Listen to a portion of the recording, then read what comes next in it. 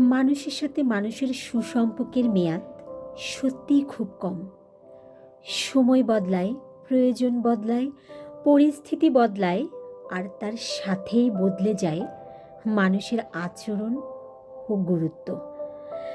আজ যে মানুষটা আপনার খুব আপন, কাল সেই হয়ে যায় ব্যস্ত কিংবা দূরের কেউ।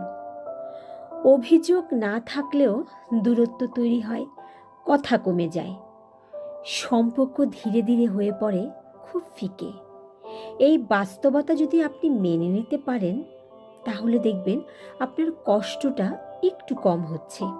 কারণ মানুষ চিরস্থায়ী নয়, মুহূর্তগুলোই আসলে সাময়িকভাবে আমাদের জীবনে আসে। তাই সম্পর্ককে সম্মান করতে হয় যতক্ষণ তা থাকে, অতিরিক্ত প্রত্যাশা না রেখে।